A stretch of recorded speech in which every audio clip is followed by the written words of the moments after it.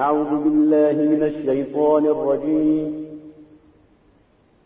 بسم الله الرحمن الرحيم يؤتي الحكمة من يشاء ومن يؤت الحكمة فقد أوتي خيرا كثيرا وما يذكر إلا أولو الألباب. چشم تو خواب می رود یا که تو ناز می کنی، نیو خدا که از دغل چشم تو خواب می رود یا که تو ناز می کنی، نیو خدا که از دغل چشم. علم کلام اور اسلامی فلسفے میں کیا فرق ہے؟ یہ چیزیں کیونکہ ہمارا تخصص نہیں ہے تو ہمیں تو ملتی جلتی چیزیں لگتی ہیں، کوئی اس میں زیادہ فرق ہمیں ظاہر نہیں ہوتا، تو آپ بتا سکتے ہیں، اس کی وضاحت کر سکتے ہیں؟ جی میں اس حوالے سے بھی پھر بات وہی ہوگی کہ آپ نے ایک ٹرمینالوجی اپنے سوال میں جو استعمال کی وہ اسلامک فلسفی یا اسلامی فلسفہ اور علم کلام. تو جیسے ہم نے عرض کیا کہ فلسفی کی تعریف کیا ہے، اگر فلسفی کی ہم تعریف دو طرح سے میں ابھی آپ کی خدمت میں اور دیگر ناظرین کی خدمت پیش کروں گا. آپ کو معلوم ہے کہ علوم کی جب ہم ڈیفینیشن کرتے ہیں تو وہ کئی زاویوں سے اور مختلف اینگل سے کی جا سکتی ہے. ہر علم کا ایک موضوع ہوتا ہے، سبجیکٹ جس کے بارے میں وہ ڈسکس کرتا ہے. تو اگر ہم فلسفی کی تعریف کریں اس کے موضوع کے لحاظ سے تو فلسفی کا موضوع موجود بے ما ہوا موجود یا وجود بے ما ہوا ہے، یعنی ایگزسٹنس، واٹ ایگزسٹ، اس کو یہ موضوع ہے فلسفی کا. تو اسلامک فلسفی اس معنی میں کیا معنی رکھے گی، ایک سوال ہے. تو اس معنی میں ہم یہ کہہ سکتے ہیں کہ فلسفی از فلسفی. فلسفی کو آپ ڈیوائڈ نہیں کر سکتے اسلامک میں یا کرسچین فلسفی میں یا کسی اور فلسفی میں. بالکل ایسے جیسے آپ میتھ کو نہیں ڈیوائڈ کر سکتے، آپ کہیں گے یہ میتھ اسلامی ہے اور وہ میتھ فرض کریں کہ مسیحی ہے اور یہ میتھ کیا ہے. جس طرح آپ میڈیکل سائنسز کو یہ نہیں تقسیم کر سکتے کہ فرض کریں کہ یہ اسلامی میڈیکل سائنسز ہیں اور یہ غیر اسلامی میڈیکل سائنسز ہیں. نہیں، دیکھیں اور جو ہمارے علوم ہیں وہ ایکچولی کشف حقیقت، اور حقیقت میں کسی علم کا موضوع محدود ہوتا ہے، کسی علم کا موضوع وسیع ہوتا ہے. میڈیکل سائنسز میں ہمارا مثال کے طور پہ موضوع علم کا فزیکل باڈی، ہماری جو ہے فزیکل باڈی، اس کا مطالعہ ہوتا ہے. تو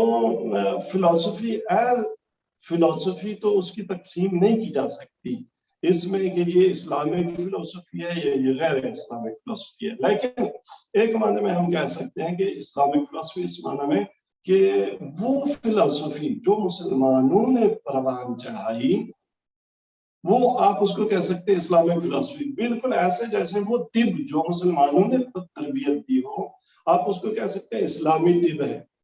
تو اس معنی میں اسلامک فلسفی ہے. یہ اگر اسلامک فلسفی تو اب آپ کے سوال یہ ہوگا کہ اسلامک فلسفی اور کلام اسلامی میں، کیونکہ کلام میں بھی مسیحی کلام ہے، یہودی کلام ہے، مختلف ادیان کے حوالے سے ان کے کلام ایک علم ہے. تو اسلامی کلام یا کلام اسلامی اور اسلامک فلسفی میں کیا ریلیشن ہے، یہ سوال ہمارا بن جائے گا. تو کلام پر جب ہم کلام میں آتے ہیں تو کسی بھی دین کا جو کلامی علم ہوتا ہے وہ پہلے سے اس دین کو قبول کرتا ہے اور وہ ایک کمٹمنٹ کر کے چلتا ہے کہ میں نے اس دین کا دفاع کرنا ہے. مسیحی کلام عیسائیت کا دفاع کرے گا ہر حال میں، یہودی کلام یہودیت کا دفاع کرے گا، اسلامی کلام اسلام کا دفاع کرے گا. یعنی متکلم پہلے مسلمان ہے، پہلے عیسائی ہے، پہلے یہودی ہے، اور پھر اپنی ایک کمٹمنٹ لے کے چلتا ہے کہ میں نے اس دین کو اس کا دفاع کرنا ہے. آپ اس دفاع میں وہ عقلی برہان سے بھی استفادہ کرتا ہے اور اس میں جدل سے بھی استفادہ کرتا ہے، اس میں آیت اور روایت سے بھی استفادہ کرتا ہے. لیکن فلسفی چونکہ دلیل عقلی اور برہان عقلی کی بنیاد پر در کے حقائق کا نام ہے، تو وہ دین کا باہر سے مطالعہ کرتا ہے، چاہے وہ دین مسیحیت کا ہو، عیسائیت کا ہو یا اسلام ہو۔ اسلام نے ریالٹی آف ورلڈ کے بارے میں کیا کہا ہے، اس کو فلسفہ اپنے پیرامیٹرز اور اپنی میتھڈالوجی کے مطابق درک کرنے کی کوشش کرے گا۔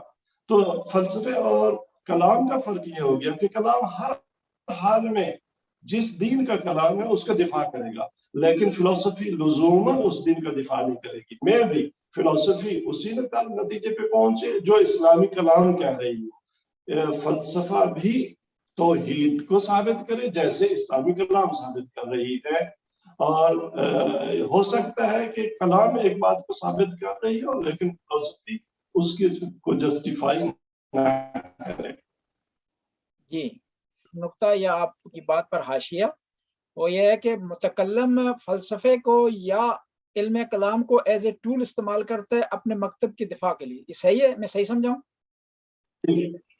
جی، متکلم بہت سارے متکلمین ایسے ہیں جو اپنے کلامی مباحثات میں فلسفیکل میتھڈالوجی استعمال کرتے ہیں، یعنی فلسفی برہان استعمال کرتے ہیں۔ تو مسلمان فلسفی وہی ہے جو مسلمان ہے، متکلم کی طرح وہ بھی مسلمان ہے، اس نے پہلے ہی کلمہ پڑھا ہوا ہے، توحید کا قائل ہے، نبوت کا قائل ہے، معاد کا قائل ہے، مبدا معاد کا تمام اسلامی معارف کا قائل ہے۔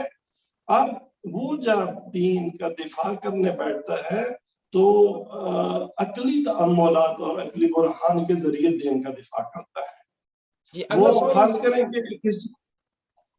کریں گے ایک غیر مسلم کے ساتھ خدا کو قبول نہ کرنے کے حوالے کے ساتھ وہ اگر بحث کر رہا ہے تو وہ آیت نہیں پڑھے گا اس کے سامنے، کیونکہ ابھی آپ کا مخاطب، اس کا مخاطب آیت کو مانتا ہی نہیں ہے، وہ وحی کا ہی منکر ہے۔ تو وہ عقلی برہان کی بنیاد پر اس کو لے کر آئے گا کہ وہ خدا کو قبول کرے، وہ وحی کو قبول کرے۔ جب وحی کے دروازے پہ آ جائے گا شخص اور وحی کی حقانیت کو عقلی استدلال کے ذریعے قبول کر لے گا تو اب راہیں کھل جائیں گی نقل سے استفادے۔ یہاں پر ایک اور سوال جو ہے ذہن میں آیا ہے، وہ آپ کے معذر میں کرتے ہیں۔ یہ چار علوم ہیں، یہ لوگ آپس میں بعض اوقات مکس کرتے ہیں، آپ ان کی زیادہ ڈیفینیشن کریں اور یہ بتائیں کہ مکس کیوں کرتے ہیں؟ جامع شناسی، علم منطق، علم کلام اور فلسفہ۔ بعض اوقات ایک آدمی جامع شناس ہے، وہ اس حوالے سے کسی مسئلے کا جواب دے رہا ہے تو لوگ سمجھتے ہیں فلسفہ بیان کر رہا ہے۔ میں نام لینا مناسب نہیں سمجھوں گا، تو کئی جو مثلاً پاکستانی مفکرین ہیں وہ جامع شناس ہیں، لوگ ان کو سمجھتے ہیں فلاسفر ہیں۔ یہ چاروں کی اب علیحدہ ڈیفینیشن کریں اور یہ خلط مباحث کی وجہ کیا بنتی ہے؟ دیکھیں، پہلے تو خلط مباحث کی جو وجہ ہے وہ تو ظاہر ہے لا علمی اور جہلی ہوتا ہے۔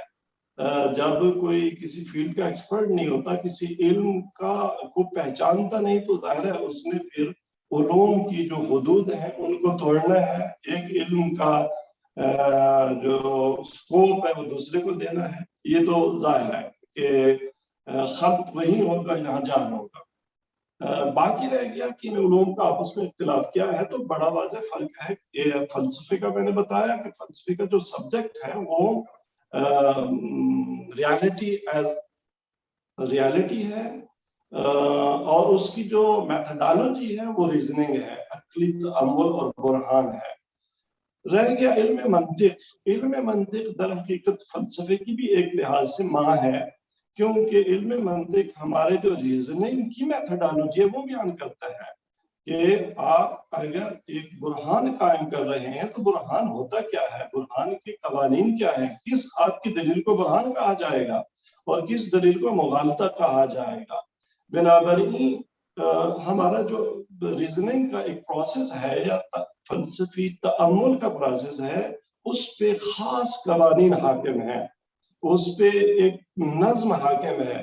منطق دو کام کرتا ہے، علم منطق دو کام کرتا ہے، ان قوانین کو کشف کرتا ہے اور پھر ان قوانین کو بیان کرتا ہے، ان میں ہمیں بتاتا ہے کہ آپ کا تھنکنگ پروسیس کیسا ہوگا تو آپ ٹھیک نتیجے پر پہنچیں گے۔ بنابراین منطق واضح ہے کہ وہ آپ کو لاز دیتا ہے درست سوچنے کے، اور کہاں آپ سوچ میں خطا کرتے ہیں اس کا بتاتا ہے کہ کس طرح سے آپ سوچیں گے، کیسے آپ دلیل قائم کریں گے، کن مقدمات کو اکٹھا کر کے آپ نتیجہ نکالیں گے تو آپ حق پر ہوں گے، آپ ٹھیک نتیجے پر پہنچیں گے، اور کون سے مقدمات ہوں گے جو ظاہراً جن کو مقدمات آپ سمجھتے ہیں تو آپ ایک باطل نتیجے پہ پہنچیں گے۔ فلسفی یہ ہوگی۔ باقی رہ گیا آپ نے پوچھا علم کلام کا، تو علم کلام کا بتا دیا۔ علم کلام دین جس کو قبول کرتا ہے متکلم اس کا دفاع کرتا ہے، اس میں عقلی روش سے استفادہ کرتا ہے، نقل سے بھی استفادہ کرتا ہے، قرآن کی آیت سے بھی، حدیث سے بھی۔ باقی رہ گیا سوشیالوجی۔ تو سوشیالوجی تو معاشرہ شناسی، جس میں سوسائٹی جس کا موضوع ہے، جس سبجیکٹ کے بارے میں سوشیالوجی ڈسکشن کرتا ہے وہ سوسائٹی اور سوسائٹی کا بیہیویئر ہے، کہ جب انسان اکٹھے ہو جاتے ہیں اور سماج تشکیل دے دیتے ہیں تو ان کے سماجی رویے کیسے بنتے ہیں، سویلائزیشن کیسے کریٹ ہوتی ہے انسانوں کی، اس پر کیا اصول حاکم ہوتے ہیں، تو یہ عمرانیات بن جاتا ہے، یہ جامعہ شناسی بن جاتا ہے، یہ سوشیالوجی کہلاتا ہے۔ تو سوشیالوجی انسانوں کے رویوں کے مطالعہ کا نام ہے، جبکہ فلسفی ریالٹی کے مطالعہ کا نام ہے۔ تو یہ ان میں فرق ہے۔ بنابر اگر کوئی سوشیلسٹ ہے تو اس کو سوشیلسٹ کا ایک سیاسی معنی ہے، سوشیالوجی کا ماہر ہے، ماہر عمرانیات ہے، تو وہ فلسفی نہیں ہے۔ لیکن میں بھی کہ اس کا جو طرز بیان ہو فلسفی استدلال میں اگر اس قالب میں ڈھلا ہوا ہو تو ہم کہیں کہ یہ فلسفی بیان، یا مثلاً منطق کی بیس پر اس کے مثلاً افکار ہوں یا اس کا کنکلوژن یا انالائز ہو، یہ ممکن ہے۔ جی منطقی دیکھیں، منطق تمام علوم کے ساتھ چلتی ہے۔ جب بھی آپ کسی علم کو، آپ تفسیر میں، آپ حدیث میں، آپ فقہ میں، آپ اصول میں، آپ سوشیالوجی میں، آپ دیگر پولیٹکس میں، جہاں بھی جتنے بھی علوم ہیں اس وقت، ان کو اگر ان میں کے مدعیات کو، ان کے کلیمز کو اگر آپ ایک دلیل عقلی کے طور پر بیان کریں گے اور کچھ ایسے مقدمات جن کو مقدمہ بنا کر نتیجہ نکالیں گے، تو وہ جب آپ منطق کے اصولوں کے مطابق اپنا برہان قائم پیش کر رہے ہوں گے، دلیل پیش کر رہے ہوں گے، تو آٹومیٹیکلی ہر علم کے مدعیات کو آپ ثابت کریں گے منطقی بیان۔